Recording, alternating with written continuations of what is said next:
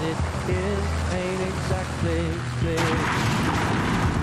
There's a man with a gun over there, telling me I got to beware. But the family stopped, children, what's that sound? Everybody look what's going down.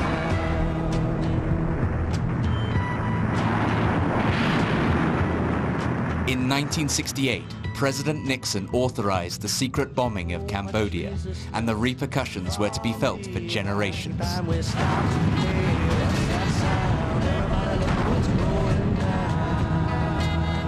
This is the story of Cambodia, Pol Pot, and the Khmer Rouge.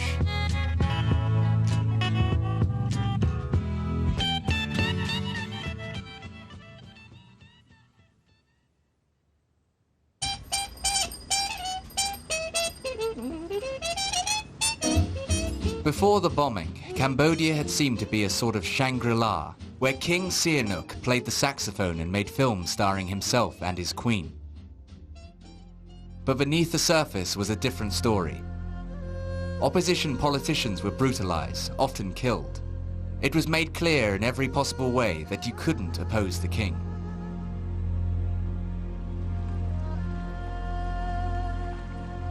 It was in this setting that Pol Pot was born, and as a child attended a Buddhist monastery. He was also influenced by the royal palace, as his sister was a concubine to the king. Pol Pot grew up in the palace where everybody was Khmer, and his upbringing, I think, encouraged him to see the Khmer ethnic group as special. As a young man, he gained a scholarship to study electrical engineering in France. He was immensely charming. He had an angelic smile and a winning personality. November 1946, French guns hit the port of Haiphong. A few days later, Ho's guerrillas in turn attack the French. Ho goes into the jungle. The Indochina War is on, and it is to last 8 blood-filled years. What the Second World War did in Indochina was to show Cambodians that the French, the colonial masters, could be humiliated. Once the Cambodians had seen the French could be humbled, it was never going to be quite the same again. Ho's headquarters is deep in the jungle. There, he and his most trusted associates forged their plans. This was the time when all three Indo-Chinese countries, Vietnam, Laos, and Cambodia, were struggling for independence. And the only people in France who supported independence for Cambodia and Vietnam were the communists. All these people are communists, and there's a lot of them. They march along shouting the same slogans that are shouted on Red Army Square in Moscow. Stop the war in Indochina. There was a whole group of them in Paris that formed what is known as the Marxist Circle, the Cercle Marxiste. Through that, they also started reading about the French Revolution. The French Revolution overthrew a king. Cambodia had a king. The French Revolution was made up of peasants and intellectuals, and that's what Cambodia had. It was a model that influenced a generation of radicals in Paris. Pol Pot was one of that generation. Ho and his cabinet must hide from roving bombers in a deep mine shaft. The French know that the enemy hides below them in the jungle, but Ho's fighters have in their favor their mastery of the art of guerrilla warfare, and above all, their fanaticism.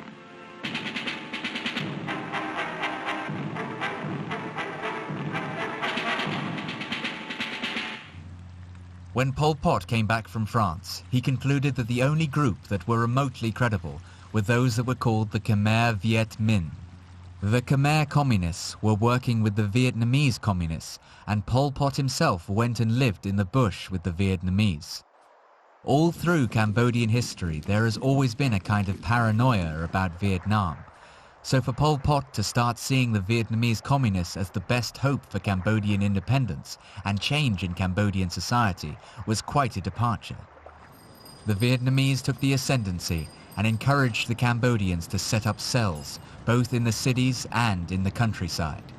However, they were still a very small group of fewer than 250 people. They were marginal in the extreme. Unlike the Thais, the Cambodians are not members of the Southeast Asia Treaty Organization. They are not, like the South Vietnamese, markedly pro-Western. They maintain a rigidly neutral policy, aligning themselves with neither West nor East in the dominant struggle of these times. But so long as that neutrality is effective, communism can gain no inroads in Cambodia, provided the country is strong enough to resist the encroachment it does not want. One of the most important lessons our nation has learned in its years of strength and leadership is that it does not stand alone in its resistance to the communist threat of domination.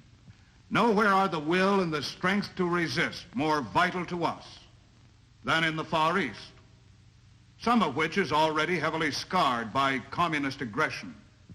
Passions not known to us stir many of these lands. War and its holocaust, the struggle for and birth of independence. The most distinguished personalities of the capital, including Secretary of State John Foster Dulles, came to witness the splendor of traditional Cambodian dancing. This was the time when John Foster Dulles, the American Secretary of State, said, "You're either with us or against us." Sihanouk didn't want that. He said, "We're not with you, we're not against you, we're neutral, we're independent, we are a country, Cambodia, and we have our own policies."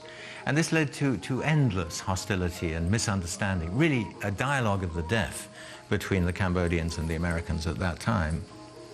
He walked a tightrope between the great powers until much later on the Vietnam War came along and that knocked him off. Communism in Cambodia built on what went before. Buddhist monks are taught to renounce all worldly possessions, all effective ties to their families, to their brothers and sisters. That's exactly what Pol Pot did in the Communist Party. You could possess nothing. So in the same way that the Buddhists were absolute in their rejection of possessions, the Cambodian communists were too. When you become a Buddhist monk, you take a religious name. When you became a Cambodian communist, you took a revolutionary name. Saloth Sa became Pol Pot, and in 1963 he was elected leader of the party. He had a vision of Cambodia which was shared by the others, to restore its lost grandeur symbolized by Angkor Wat, the astonishing temples made 600 years earlier. He wanted to make Cambodia strong. Cambodia is studded with relics of an historic past reaching back to the splendor of the Khmer Empire, which flourished between the 10th and 14th centuries. Genocides often involve a fetish with the ancient history and glory of the dominating race, a sense of injustice that their ancient history hasn't been borne out in modern times, and that loss of territory or loss of glory needs to be undone and overcome, and their glory needs to be reinstated. And so you find the Angkor era of medieval Cambodia was an inspiration to the Khmer Rouge led by Pol Pot, and the expansionist vision of retaking long-lost territories, especially in Vietnam and the Mekong Delta, was a part of the Pol Pot regime's ambitions. Other lesser well-known features of the Khmer Rouge new leadership of Pol Pot in the 1960s include a romantic agrarian imagination, the view that only the peasantry or only the farmers or only cultivators are the real members of an ethnic group, or are somehow the historically most pure members of an ethnic group, an ideological vision that somehow non-farmers were inferior and were not to be trusted. In 1967, guerrilla fighting began. The communists set up guerrilla forces and they began a small war. The Khmer Rouge ideology did not begin to emerge until the late 60s and early 70s. Who threatens freedom in the world? There's only one threat to peace and one threat to freedom, that is presented by the international communist movement. It's very difficult to know to what extent the Americans closed their eyes to the attempts to get Sihanouk out of power. He certainly suspected that the Americans had it in for him. He stopped accepting American aid, and breaking off diplomatic relations with America in 1965 coincided with something that was much bigger, the beginning of the Vietnam War.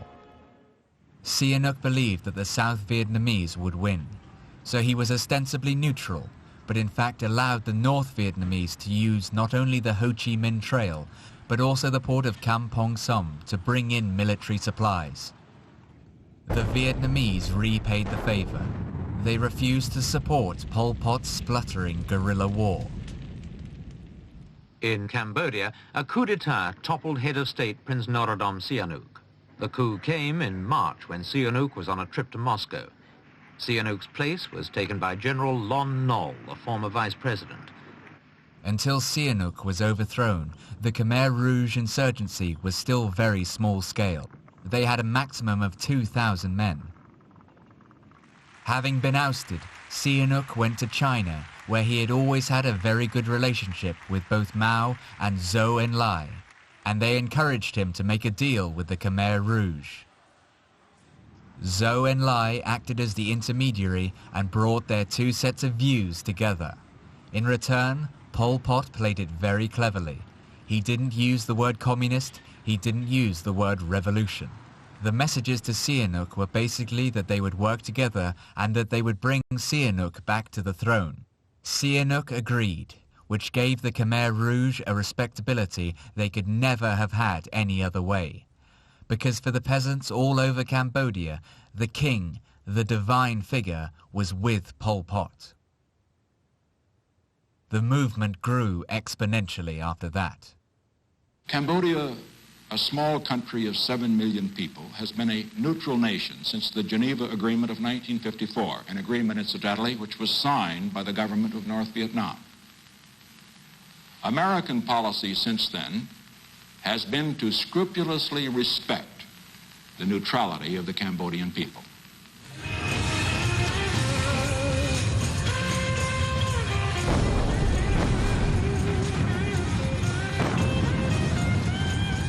The administration of Mr. Nixon did start what was known as the secret bombing of Cambodia.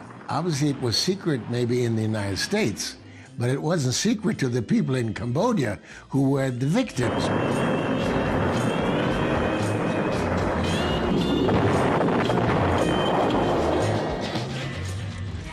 I still think we ought to take the lights off now.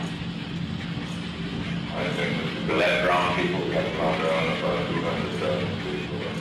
Well, no, I'd rather see some nuclear bombs because that's right. And that, I think, would just create too much. The nuclear bomb, that probably.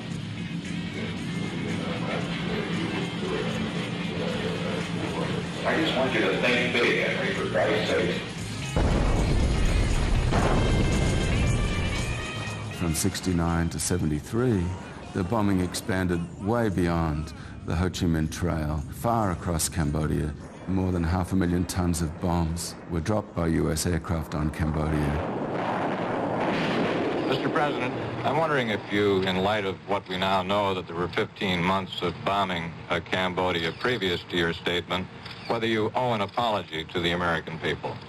Certainly not, and certainly not to the Cambodian people. Because as far as this area is concerned, the area of approximately 10 miles, which was bombed during this period, no Cambodians had been in it for years. It was totally occupied by the North Vietnamese communists. Perhaps 100,000 or more Cambodian peasants were killed in the rain of bombs. People at that point turned anti-American. And since we in the United States supported the Lon Nol government, the bombing undoubtedly helped to create what was later known as the Khmer Rouge. The Khmer Rouge were able to use the outrage that caused to recruit, and they did so massively with the support of the Vietnamese communists and also of Prince Sihanouk, who was now their ally and who remained popular in Cambodia despite his overthrow. Sihanouk's relations with the Khmer Rouge were strained from the start. He didn't meet Pol Pot. He didn't even know who he was. There were pictures that showed Pol Pot and Sihanouk in the same group, but Pol Pot's identity was never disclosed. The Khmer Rouge never really accepted him as an ally, never trusted him, and worked with him, used his name, but in secret purged the royalist forces from their alliance in the Cambodian countryside. The Vietnamese stepped up their training activity, but really quite quickly the Cambodians were able to cast off the Vietnamese sponsorship.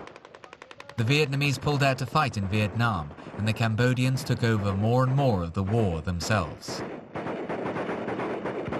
ខែមករាឆ្នាំ1975 ខ្មែរក្រហមដែលកាន់កាប់ប្រាសាទអង្គរតាំងពីឆ្នាំ1971មកក៏ចាប់ផ្ដើមបញ្ជូនកងទ័ពឲ្យធ្វើដំណើរវាយលុកនិងដណ្ដើមដោយកម្លាំងអាវុធឆ្ពោះមកទីក្រុងភ្នំពេញរដ្ឋធានីនៃប្រទេសកម្ពុជា By the beginning of 1975, the Khmer Rouge controlled all of the countryside. The tide had turned, and it was clear the Long Nol troops wouldn't hold out much longer. The rumors about what was going on in the Khmer Rouge areas were making people frightened. So when a provincial town was threatened, everyone that could would try and get to Phnom Penh for apparent safety. In Cambodia, we have an immediate emergency. We have a situation where if a supplemental is not voted within the next few weeks, it is certain that Cambodia must fall because it will run out of ammunition. ខែមីនាឆ្នាំ1975ខ្មែរក្រហមដណ្ដើមបានជោគជ័យថ្មីថែមទៀតផ្លូវទន្លេរវាងភ្នំពេញនិងវៀតណាមខាងត្បូងត្រូវកាត់ផ្ដាច់នាវាគ្រប់ធន់ដែលបម្រើឲ្យសាធារណរដ្ឋខ្មែររបស់លន់នល់ត្រូវបាញ់ពន្លិញ The situation in Phnom Penh got more and more difficult. In the early months of 1975, 2.25 million refugees were flooding in. The Khmer Rouge were sending mortars and rocket attacks into the suburbs of the city. And of course, they were completely indiscriminate. To the Khmer Rouge, this was simply what people deserved. They'd run away to Phnom Penh. If they got killed, they shouldn't have been there in the first place. Food went into very short supply, and life was becoming very difficult. In Cambodia, the situation is tragic. The communist side has shown no interest in negotiation, compromise, or a political solution. And yet, for the past 3 months, the beleaguered people of Phnom Penh have fought on, hoping against hope that the United States would not desert them, but instead provide the arms and ammunition they so badly needed. By what we do now, the world will know our courage, our constancy, and our compassion. And may God ever guide us to do what is right. Thank you.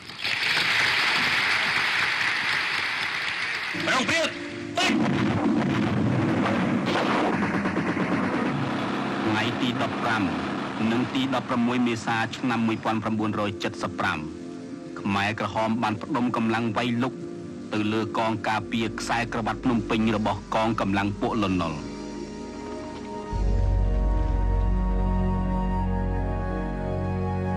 Finally, on April 17th, 1975, the Khmer Rouge marched in carrying their weapons and were first hailed by the population, celebrating that at least Long Nol had gone. The war was over.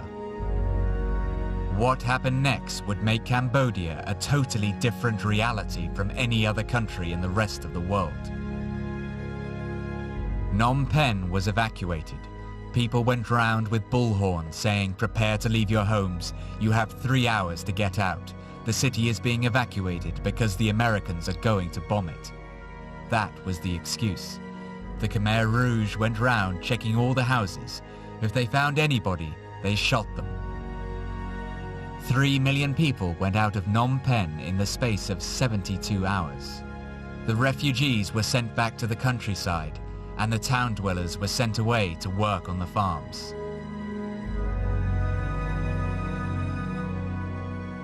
Here is the totalitarian aspect of the communist revolution that Pol Pot and Nguyen Chia led, which is that they really did seek total power in the countryside of Cambodia, and ending urban life as it had been was part of that grab for total power. We foreigners had been told by the Khmer Rouge we had half an hour to get out of the Hotel Phnom and make our way to the embassy. There was total confusion. We moved in, we had to jump over the wall, the gates were closed. Cambodians, terrified of having to go out into the countryside, were also jumping over the wall and sheltering in the French embassy.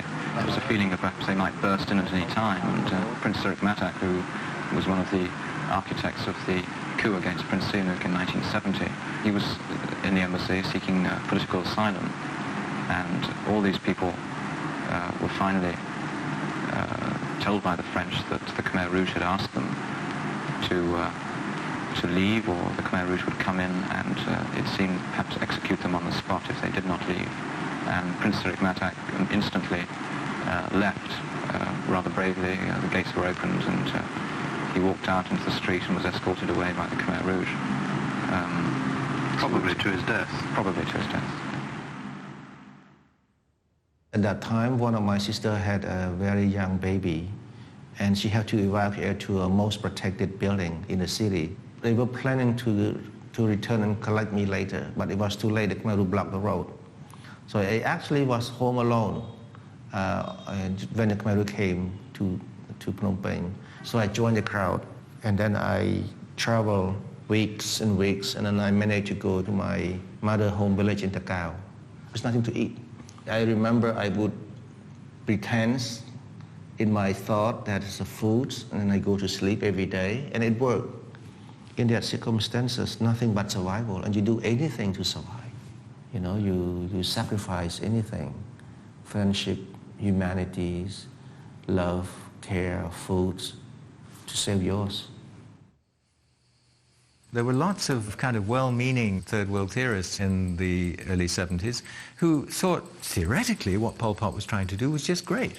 Because he was saying, we're a developing country, we only have agriculture as our base, let everybody work on agriculture, and we'll build up agricultural surpluses, capital, we'll eventually use that to start industry, and then we will develop into a modern country. I mean, you know, it's textbook stuff.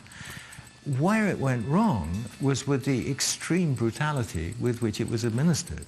The agricultural yields which the leadership wanted were unrealistically high. The peasants, officials, fearing for their own skins, reported that they'd been reached, and in order to send grain, they starved the people. And that sort of cycle set in, where everything was being falsified, the leadership realized that things were going wrong, people were starving to death. Obviously, the policies were right, so there must be sabotage. Who's doing the sabotage? Agents of Vietnam, the eternal enemy. And this developed into a spiral where Cambodia went into the realms of complete madness.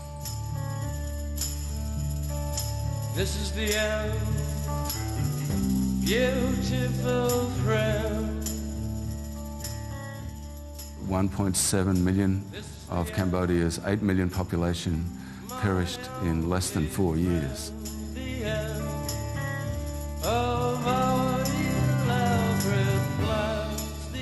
It's one of the fastest cases of mass murder and population destruction in the history of genocide.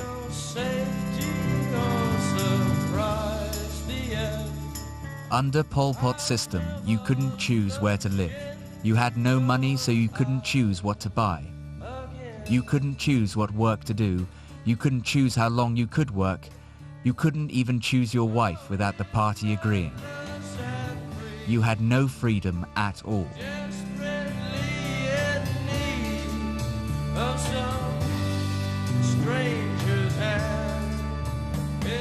There were prisons in the Khmer Rouge areas from the early 70s, places to which people were taken and were never seen again. The man who was running one of these prisons, Duke, was appointed to head the principal interrogation center known as S21, which was in a former secondary school.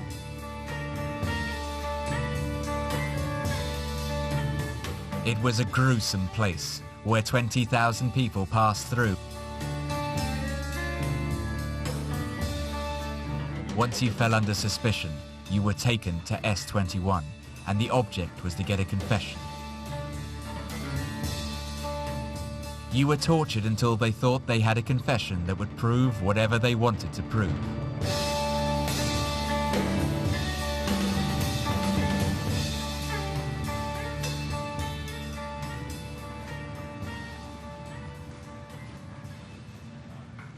Anh ấy phép quạt là 20,000 nè nè người.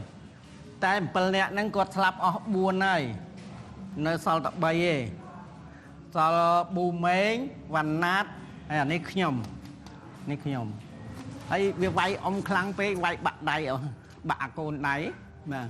Chuyện vô đầy rồi chẳng. Bạc côn đầy. Mà. Đây này. Cái đáp ọt này hề.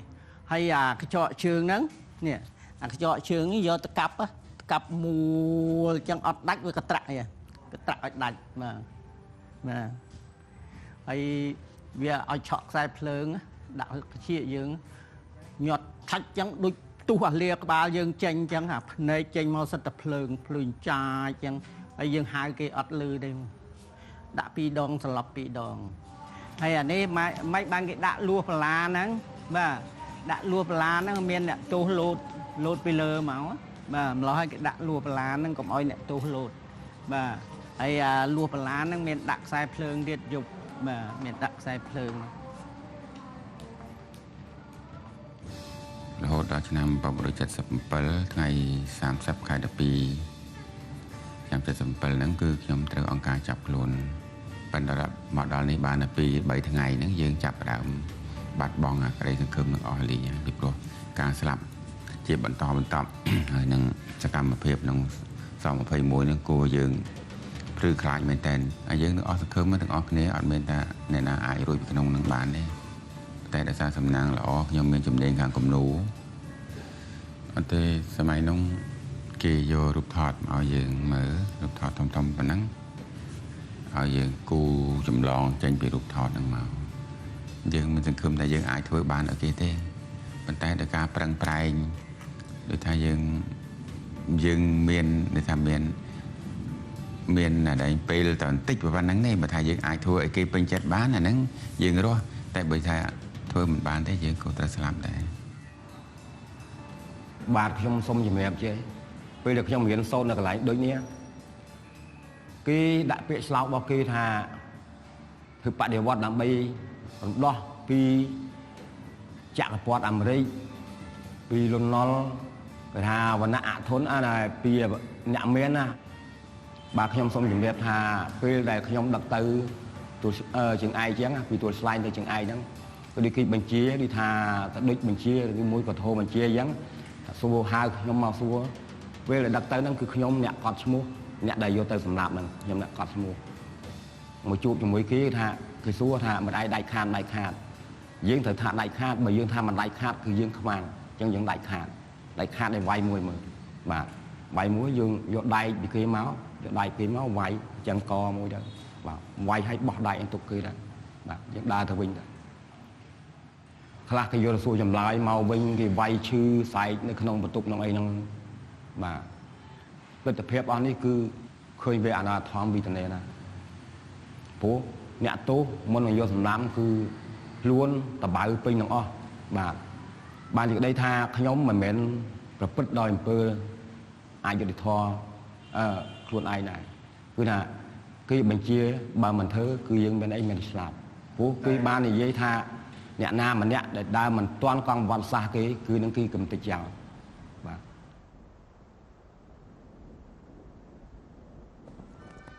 It was not until 1977 when Pol Pot went to Beijing for his first and only official visit abroad that he revealed that he was the leader of the party.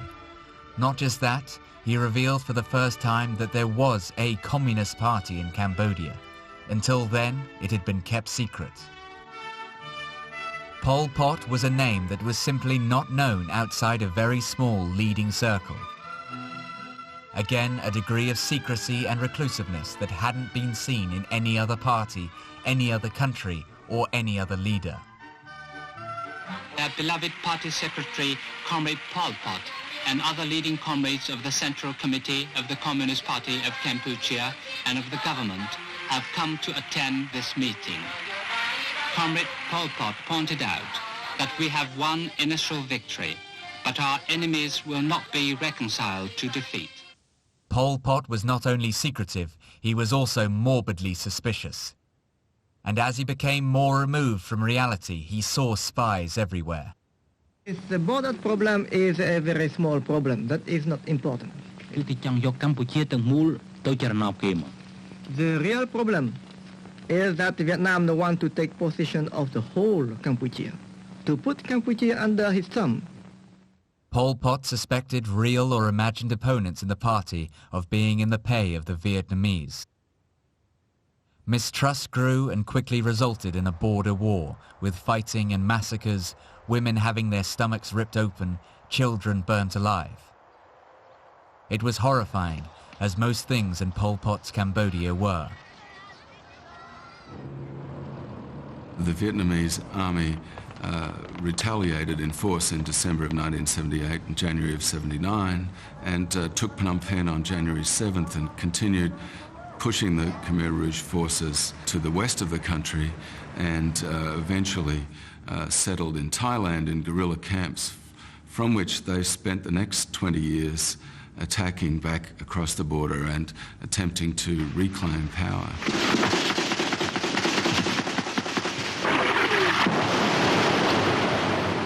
The Khmer didn't even organize a serious defense against the North Vietnamese. They were so secretive that they did not admit publicly when things were going badly. They fell because they had antagonized the North Vietnamese so intensely. The North Vietnamese decided they could not live with this regime next door. They detested the Pol Pot regime and they wanted it out. After the overthrow of the Khmer Rouge, city life was coming back slowly. There were weddings, there were ordinations of Buddhist monks, wats were reopening, schools were reopening. The university didn't reopen until 1988. The Khmer Rouge had killed nearly all of the professors and academics. The medical school, however, did reopen in 1979 and began training doctors, very few of whom had survived the Khmer Rouge period.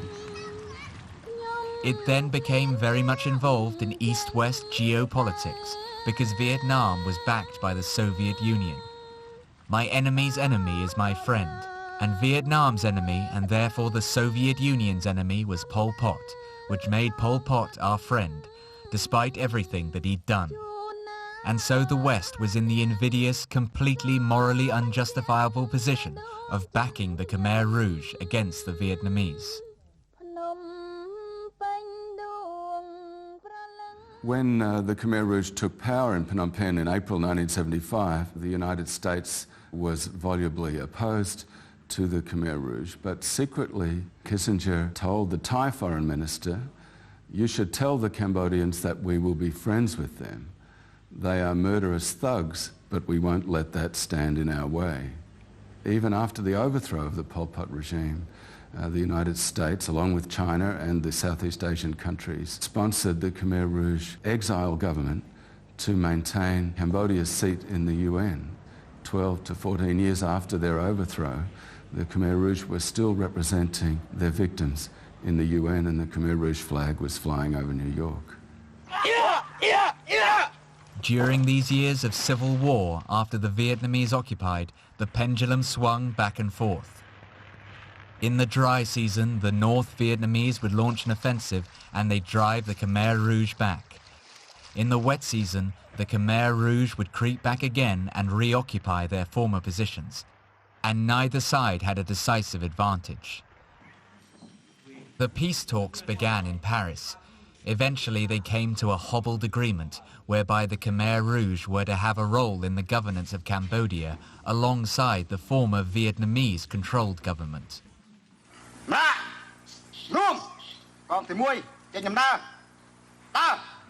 It didn't work, and the civil war resumed, but with the Khmer Rouge in a very much weaker position. In the end, it was Pol Pot's suspiciousness that sank him. One of his oldest colleagues, Song Sen, who'd been his defense minister for so long, and his wife, Yun Yat, also in the movement and a member of the Politburo for years, were living not far away from Pol Pot. Pol Pot suspected that Song Sen and his wife were negotiating secretly with government forces, and he ordered them to be killed. And they were killed extremely bloodily, all the members of the family, including a baby, the grandson. When Tamok, the military commander, discovered this, he thought no one was safe. So he surrounded Pol Pot's headquarters. Pol Pot himself managed to escape, but he was later caught and put on a show trial, a complete spectacle. Pol Pot was very sick by that stage and was kept under house arrest. But in his last and only television interview, he showed no remorse, no grief. An old man, broken, but in the fashion of all dictators, to the last, unrepentant. Not since Hitler's has one man's death been so welcomed. After months of rumor, these pictures from Cambodia today appear to confirm the end of one of the world's bloodiest ever tyrants. When I began researching and conducted interviews in France with survivors of the regime and refugees, and then in Cambodia itself with a large number, hundreds of survivors in 1980 and 81, I met an international lawyer, Gregory Stanton, who had come up with the idea of bringing the Khmer Rouge to the World Court for Genocide. The tribunal was established in Phnom Penh, a joint mixed tribunal of Cambodian government and United Nations involvement. With the first case, the prison commandant, Duc, who led the S-21 prison in Phnom Penh, which led to the deaths of perhaps 16,000 inmates during the Khmer Rouge period. The chamber finds Kangkatjev guilty of crimes against humanity, persecution on political grounds, subsuming the crimes and against humanity of extermination, encompassing murder, enslavement, imprisonment, torture, including one instance of rape, and other inhumane acts. For Duc, the tribunal has been concluded with a conviction of a 30-year sentence, and that 30-year sentence has been reduced by the amount of time served already in jail, which is approximately 11 years. This verdict cannot bring my sister back, very clear. But why I support it? Because it helps us to put the past into perspective, and we can educate our children, rebuild our society. They can die in prison. Had he have a chance to stay alive after 20 years, he would come back with a new society that no longer allowed to be victimized by him. The next 4 cases apparently will include charges of genocide against Pol Pot's number 2, Nguyen Chia, his head of state, Khieu Samphan, Deputy Prime Minister Ieng Sary, and Ieng Thirith, who was a cabinet minister in the Khmer Rouge period. These are the most senior surviving leaders of the Khmer Rouge.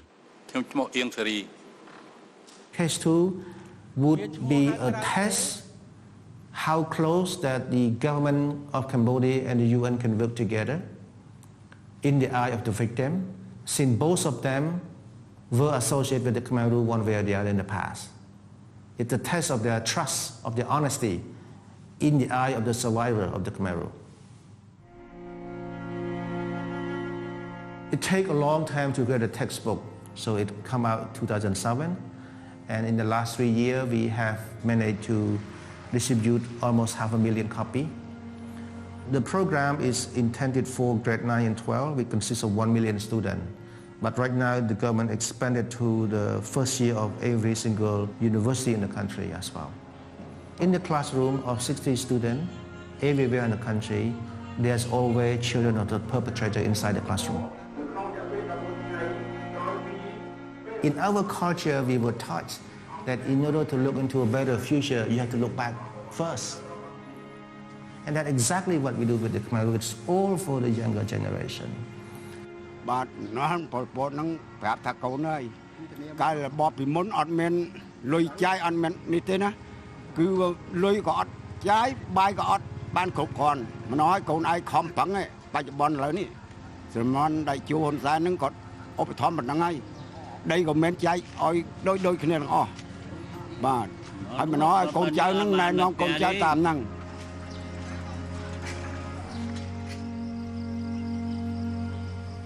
There's 5 million direct survivors today, but there's 9 million young people who were born after the Khmer rule, and among these 9 million, they're either children of the victim or perpetrator, nationwide. That's Cambodia today.